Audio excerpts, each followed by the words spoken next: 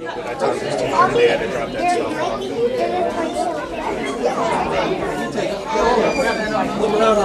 I don't like that. I'm glad you picked one of those up, and you got some sweet bread here if you want to throw them.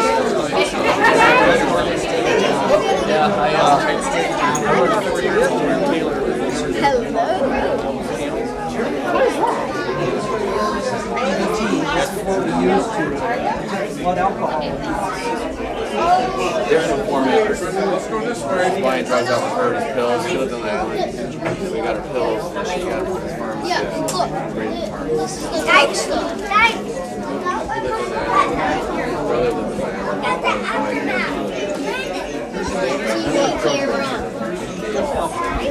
Why don't you guys make it big? They'll try to kids and stuff. I can't believe my hand was on TV. I can't believe my hand was on TV.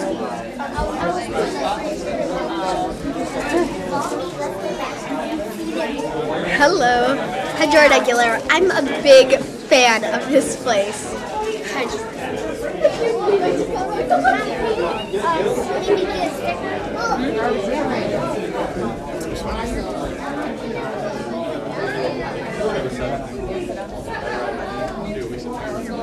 Yeah, come on in here.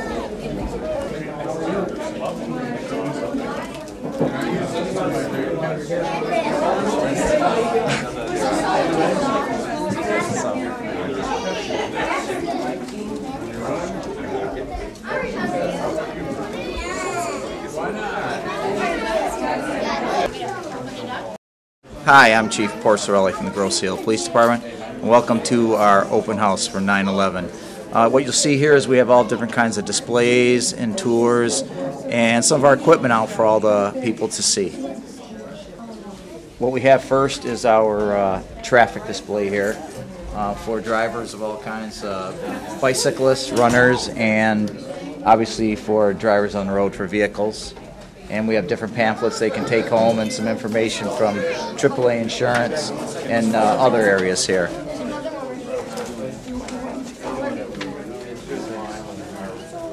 We also have our narcotics display here, and what it'll show is what our narcotics unit does. And actually there's a picture and a board up of a group which is known as a cartel, which one of our investigators was the key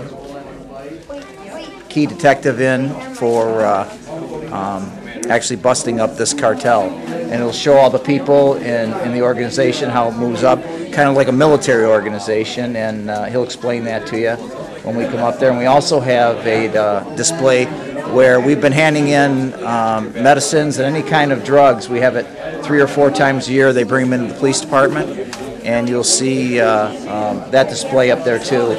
If anybody has any drugs they don't use, or unfortunately sometimes someone passes away and they still have the medication at home, we do encourage them to bring them in because we don't want them to get it in the hands of the kids or children.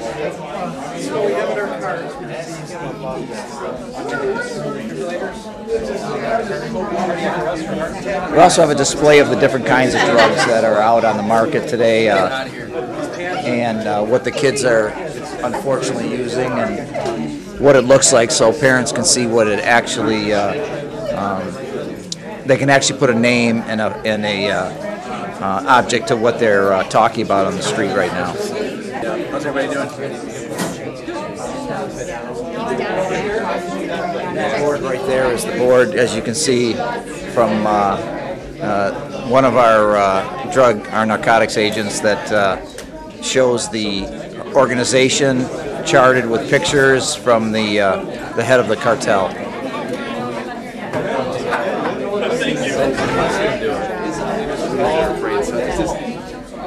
It's just not for talking. It will make you crazy. A little bit more time. Oh, no, you're in it. You're in it. Oh, great, thanks, yeah.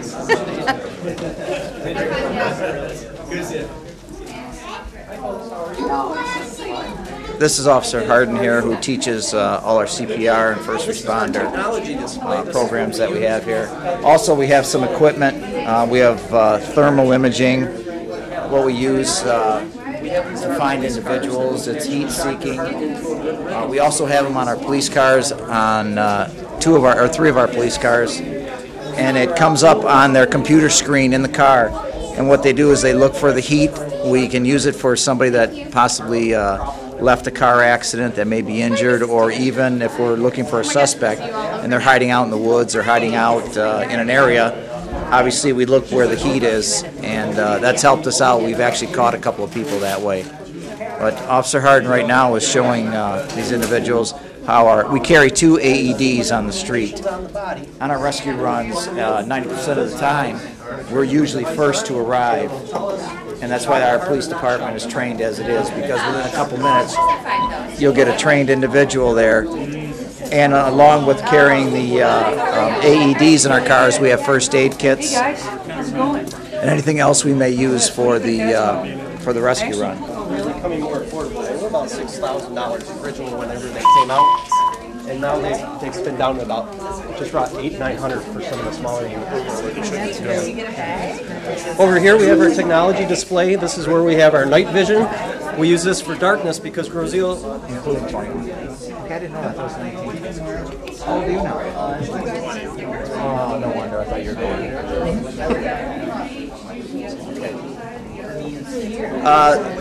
This table here, we've got a couple of them. One is for the Explorers, one is the Reserves. Our Explorers is a group usually of high school kids that are interested in the career of law enforcement, but you can be up to the age of 21 to be an Explorer.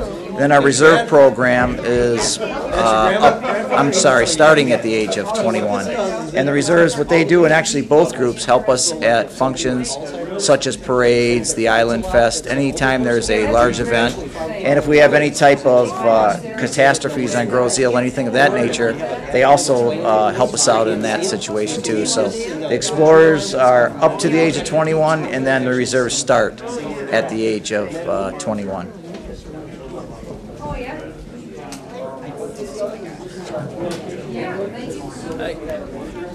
What's your name? This is our animal control booth right here. This is Julie Cordes, who is our new animal control officer. She's new to the job for this year, and she's doing an excellent job for us. She has a couple of displays out, what she uses at the animal shelter, and what she uses in her day-to-day operation here at the police department. Julie, if you could show her some of the equipment or some of the items, what they're used for. Sure. I brought along some of my daily tools that I use. This is a typical trap that we use for small animals. If you get a squirrel in the attic, this is the right size trap to use. And it's humane. We bait it, set it, and check it every 8 hours. That's one of the services we provide. These are a couple of things that I've found in my travels. This somebody actually set at the pond at the shelter. On the farm property, and it's illegal to hunt on Grosse Hill at any time, and certainly a trap with no tag is illegal. But one of our dogs from the shelter actually stepped in that. That's how we found it. I have different kind of gloves for every different kind of animal I handle.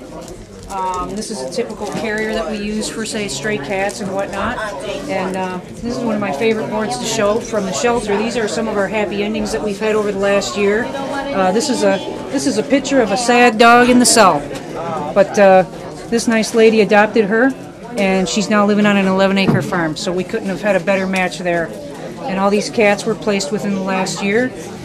Same with this dog. Look at the body language on that dog. Not very happy, but get her in the arms of this nice lady with her pink sweater ready to go home, and she's ears forward, and the tail was just wagging like mad. So we've had a lot of happy successes at the shelter.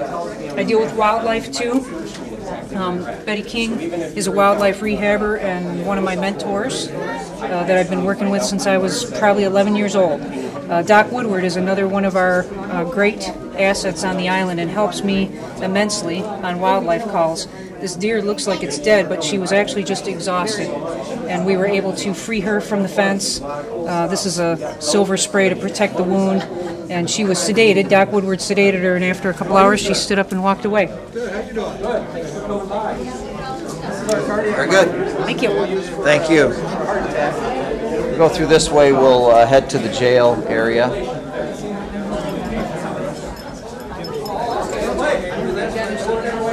It's okay. 5 seconds is all it is. Joe, she said she's going to volunteer for the taser. Oh, that's fine. If you want to go stay in the jail, we'll feed you 2 meals. You're gonna feed me We'll to feed you it. 2 meals. Thanks. 5 seconds is all it is. How are you? And this is our jail area, and we have enough space for actually 9 prisoners in here, and we average about almost 1 prisoner every 2 days here throughout the year. Some weekends, obviously, there's more than others. We have a separate jail for females. It gives them the privacy where no one can see in from any angle. And this is the one right here. We can use them for male and female, but if we have a female, they do stay in this area for the privacy and the respect for them.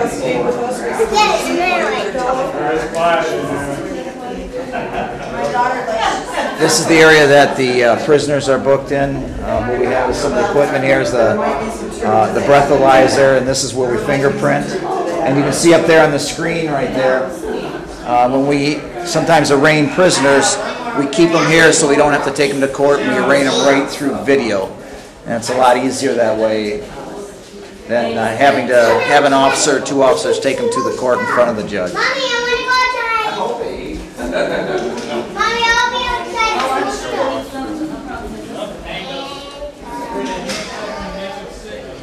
This is the area that we bring the prisoners into right here. Once they come in, the door's always shut, obviously, before the car is shut off and the occupants are let out of the car.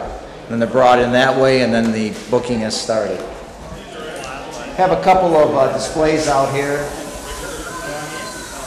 We'll go through the police car first. This is one of our newer black and white police cars. We changed the color and the insignias on them last year. We wanted to get back to basics, and we believe that the black and white shows that. Hold on, I'll find out. Get it in and out back.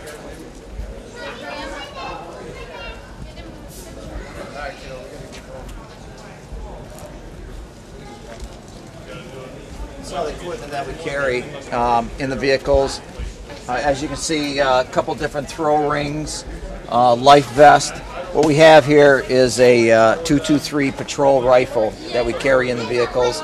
Obviously our first aid kits, fire extinguishers, and other items, lockout tools, things of that nature. We have a gun display inside. We'll go in here if you'd like to see this. And if you're hungry, we got some hot dogs for you. Some of the packaging and stuff that you get with your...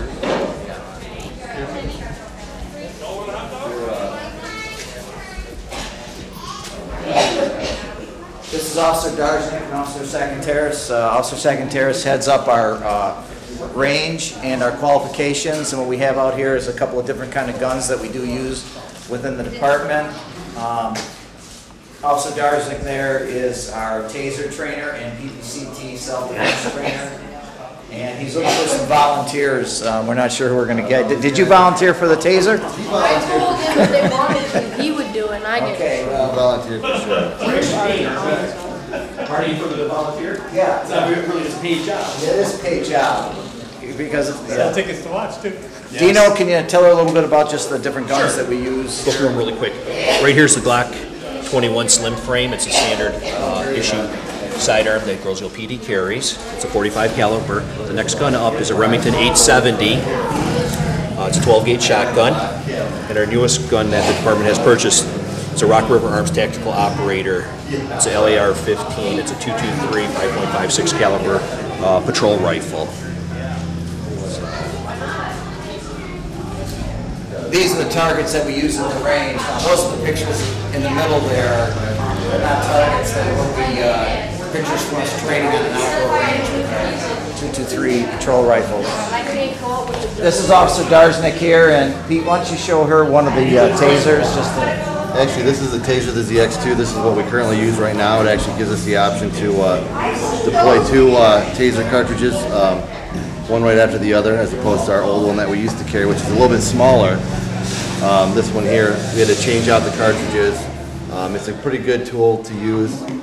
and instead of using our pepper spray or our batons or even our firearms that sometimes do. So it's definitely a good tool to have. Throughout the United States, it does show that officers and individuals that are arrested where a taser has been used, there has been less injuries in the last couple of years because of using a taser instead of using these other mid-level weapons, as Officer Darsnick said. So I know there's been a lot of bad press out there for them, that unfortunately there has been people that have died. I would not say it was directly because of the use of the taser, but obviously it was during their issue that they had. But in the long run, we believe, and the statistics show, that people stay much safer, and the department and the citizens itself, people that you're making the arrest on, have less injuries because of this tool that we have now. So when we go outside, we'll see see our marine detail and our dive team.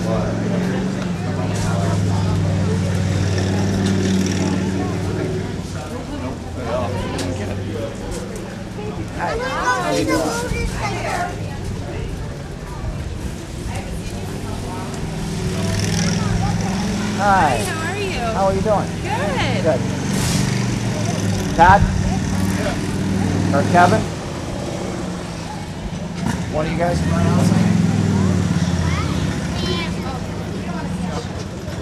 This is from our downriver dive team. This is Todd Brozek. He's the commander of the Downriver Mutual Aid dive team. We keep all of our equipment here, and if they need to respond to anything in the downriver area, they get their gear, they get their equipment from Grosse here. And having it here obviously helps the citizens also, because we have a search and rescue.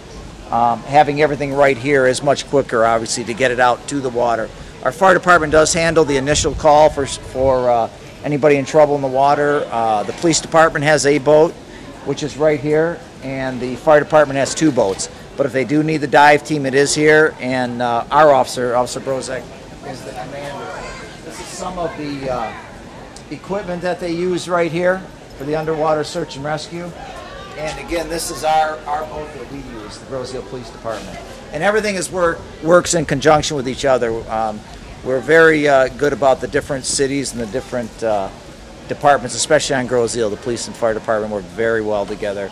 And we have a couple joint ventures that we use, and one is the boat. And that's why we have now on it Grosse Police and Fire, where it used to be just the Grosse Police boat. This is Kevin Counts. He helps out. He handles most of the issues with our marine detail for Grosse only. And Kevin, if you want to go over the boat a little bit, just maybe tell her about some of the equipment that we have on, some of the things that maybe is new.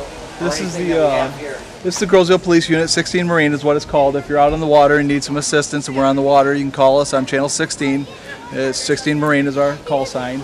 A couple new features we have on the boat. One of them is called side scan sonar. Unfortunately, due to some unsafe operation, we periodically get called to do either a recovery operation or a search and rescue operation for a boater that's been lost or injured. Side scan sonar allows us to scan the bottom and get a clear image and help us recover victims. That's one of our newest features. We also have radar to help with night rescues and issues along those means. We share our boat with the fire department, so we can have a quick response time between both departments. We can respond promptly. Whoever gets there first can get the boat out and get it operational. We have a bunch of our rescue equipment on display here, and we also have a new propeller that we're trying now that will allow us to break the blades away and replace them while on the water and still keep the rescue continuing. That's just a couple of our newest features for the boat. Can you explain the boat itself, what kind of boat, Kevin, and just maybe a The couple boat is things a that are on it? 2004 Pursuit 2270. It's a 22-foot boat. It was purchased with federal grant money back in 2004. It has a Yamaha 225 motor on it. Top speed is approximately 43 miles per hour. Since it is used by both the police and fire department, it has both red and blue lights that can be changed out depending on who's using the boat. There are LED lights and visible from multiple miles away in case of emergency. People are easily identifiable. The boat is a center console boat, which allows us to move around freely and take any action we need as far as getting an individual out of the water or responding to an incident. We recently mounted a searchlight on the front of it. It's a 1,000,000 kilowatt power searchlight. It's remote controlled from the helm. Also to aid especially the fire department in their search and rescue operations. That's about the extent of the new features on the boat. Otherwise, it's fairly a standard boat. but it's just a quality boat that handles the water very well. One thing that I may add, the Ford pickup that we have that we use to tow the boat, what we did was we needed a vehicle that didn't take from our regular fleet of vehicles, and we needed it in emergencies, and we needed it hooked up, we needed it ready. So what we did was we wrote a grant, and thanks to the actually the United States government, because we are right next to Canada and obviously surrounded by water, we were able to get this on a grant. So the boat and the pickup truck were no cost to the township taxpayers whatsoever. There's a display over on the other side, motorcycle display, and our canine unit if you'd like to walk this way.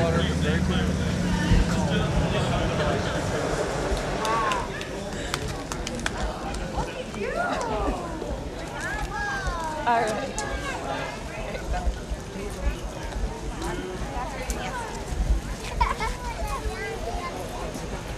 This is Officer Vasquez. He is one of our motor officers who handles our motorcycle detail. He's put on a little show here for the kids.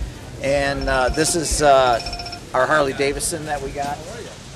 Eric, why don't you just kind of explain maybe some of the equipment on there for her and what we do. And yeah, I'm Officer Vasquez, and this is our 2008 Harley Davidson 100th Anniversary Edition. And we primarily used our Harley for road patrol. It's technically supposed to be used for traffic, but since we're limited in officers and we have a small department, just to get the bike out for community relations, we ride it as a road patrol unit. And what we have on the vehicle here is just it's a standard package. What we outfitted it with was a radar unit. It has a front and rear radar unit. The radio system that we use is just through our headset, which is with our prep on the side of our equipment. So up here is your radar. It could be outfitted with the radar with a radio unit, but we just choose to use our prep radio. And that's the extent of it. A couple other things that we do use the vehicle for is on this island we have a lot of marathons. We have a lot of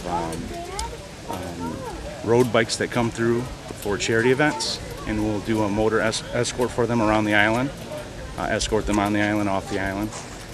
And we have a Island Fest here. It's a festival that's in June. We'll use that just to get out there, be noticed, talk to the public. And then we have we have a lot of areas that are open space, and unless we get out on foot and patrol it, when needed, we could use this motorcycle to get through the trails opposed to a car. thanks, Eric. John, you and Ray want to come over here? Next, what I want to introduce you to, this is Jury. This is our drug sniffing canine unit.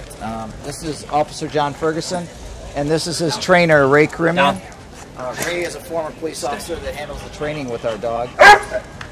And Jury is actually our newest officer in the department. How long have we had? Less than a year now? Yeah, less than a year. It'd be a year October 6th. And this is Officer Ferguson, who is the dog handler for Jury. And Jury stays with John at home, and it's his dog. He does all the training with him. And what we've done is, with our narcotics unit, we have a very aggressive narcotics group here.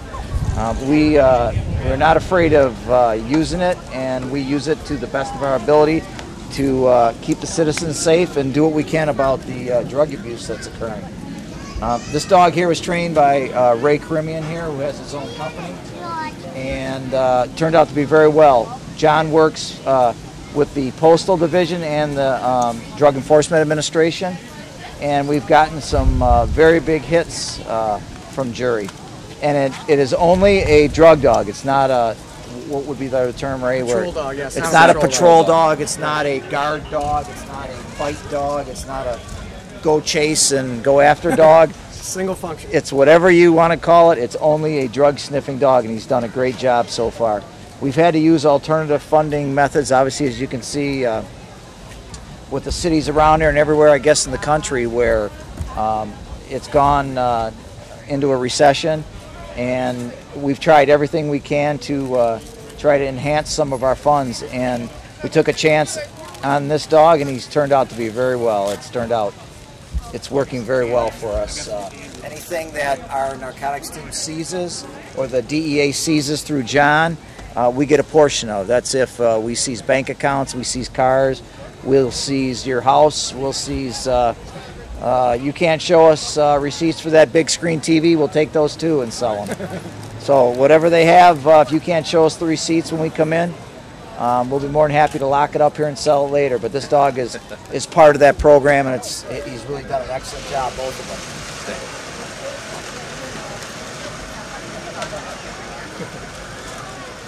Good work. We really don't have anything left. We can do a demonstration for you real quick. Yeah, go ahead. Oh, that'd be cool. To show what he hits on. Yeah, this is a demonstration to show he's a passive alert dog. So he'll sit when he finds the odor, opposed to aggressive response dogs will scratch and try to get to it. Jerry just sits. So he puts his nose on it and sits. The second can down there is the one we have a target odor in that he's trained for. So let's see how he does.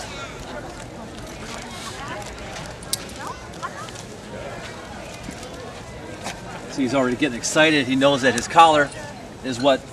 Yeah, that's an equipment tool. Let him know it's time to start searching. Want to fight it? You want to fight it? Huh? Want to fight it? Let's go.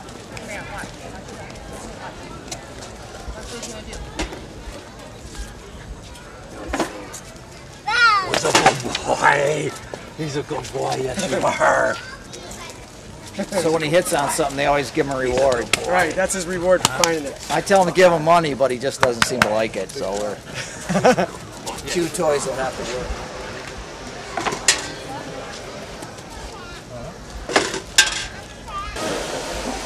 Somebody go fish down. All the paper, they'll take care of it.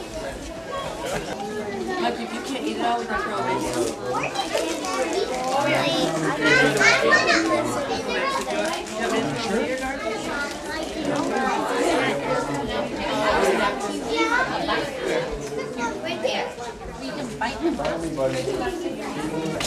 Bye-bye. You eat a hot dog? The one with the little wild boy.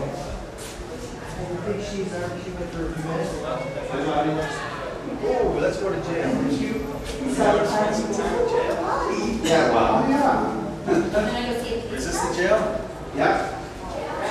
Come on in. Where are the inmates?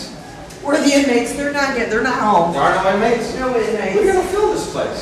Well, we can gladly put one of the two of you in there. You want to go to this? Hi, Dad. Well, that's no fair you brought that.